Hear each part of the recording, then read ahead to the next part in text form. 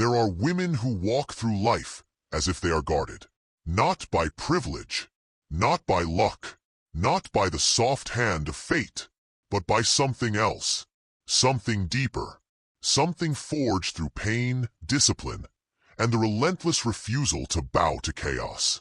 The world doesn't see their scars, but it feels their presence. And when they walk into the storm, it is not they who tremble. It is the storm. This is not the story of comfort. This is the story of conquest, not of others, but of the self. Because angels don't guard everyone. They guard a woman who has already learned how to guard her own soul.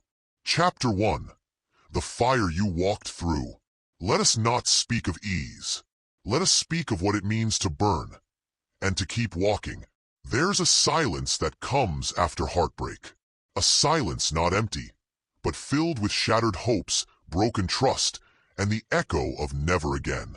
But then you rise. Not because it was easy, not because you had someone to lift you, but because something inside of you refused to die. Epictetus wrote, "Difficulties show what men are." Let us revise that. Difficulties show what women like you are made of. The fire did not consume you. It revealed you. You are not here because someone chose to protect you. You are here because you chose not to collapse. You buried the girl who waited to be saved and gave birth to the woman who saves herself. Chapter 2. The stillness of a guarded mind.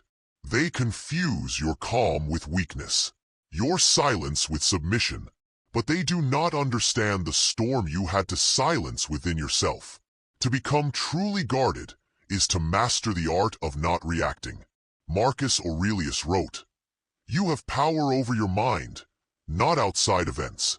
Realize this, and you will find strength." This is not poetry. This is warfare. It takes a warrior's spirit to feel chaos, fear, rage, rejection, and to not flinch. To hold the line when everything in you wants to scream, cry, break. And instead, to breathe. Because the woman who breathes through hell is the woman angels follow. You've stopped wasting your power on what cannot be controlled. Instead, you've sharpened it like a blade into self-command, clarity, discipline. You don't just endure pain, you transmute it into power. Chapter 3. The woman who walks alone. There's a moment on the journey where everyone leaves. Not because they do not love you, but because they cannot follow you where you're going. Seneca once wrote, "No man was ever wise by chance. Wisdom is won through solitude, through the crucible of being alone with your own shadow. And you faced it, the voice that told you, you are not enough, you are too much, you will be abandoned, you will fail. But you didn't run. You sat with those voices, and you watched them burn out in the light of your awareness. There's a kind of strength that is only born when no one applauds, when no one sees, when no one helps. That's the kind of strength you carry, and that's why angels guard you now. Not because you need them, but because you've earned them. Chapter 4. The death of need.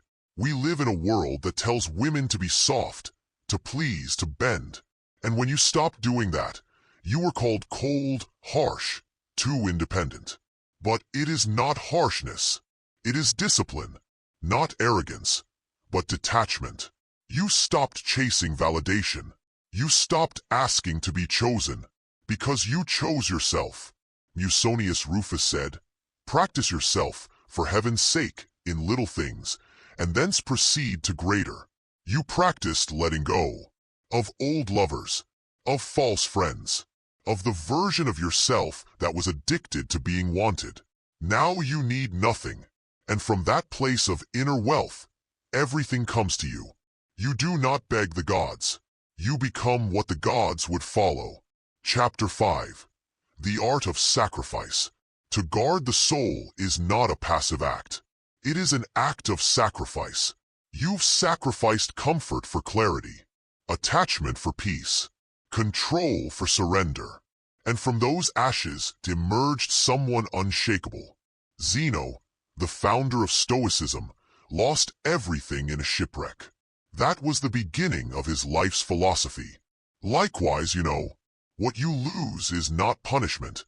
It is purification. You no longer mourn what is gone. You thank it for leaving. You know now, if it can be taken from you, it never belonged to you. And so, you walk lighter, freer, a woman unchained. Chapter 6.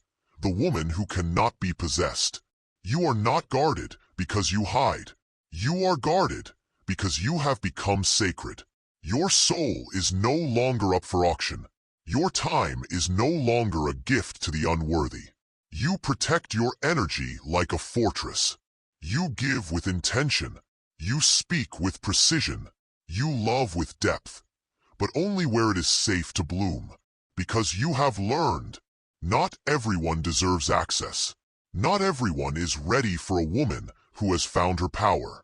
There is nothing more terrifying to the world than a woman who does not need it. And that is why angels guard you now.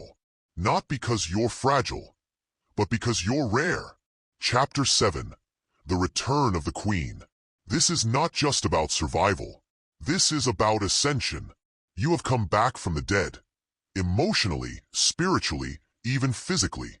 Each breakdown brought you to another layer of truth. Each betrayal was a mirror. Each heartbreak, a lesson in letting go. And now, you walk not with fear, but with knowing. You no longer question your worth. You embody it. You no longer seek peace. You are peace. You no longer dream of being saved. Because you are already walking side by side with what was once your guardian. Your highest self. This is what Stoicism teaches. Not through lecture, but through transformation. You are not exempt from the pain of life. You are simply immune to its control over you. You do not cry for easier paths. You build stronger legs. And in the darkness, where others tremble, you stand. Unbent, unshaken, unbroken. Closing, the final truth. So when we say, angels don't guard everyone, but they do guard a woman like you, we speak not of fantasy. We speak of earned divinity. Of a woman who has mastered herself so completely that the world can no longer master her. That is what Stoicism offers. Not shelter from pain, but sovereignty in the face of it. You are not here to be loved by all. You are here to become love itself. You are not here to be saved. You are here to become salvation. And the angels? They do not protect you from life. They simply follow a woman who no longer fears it.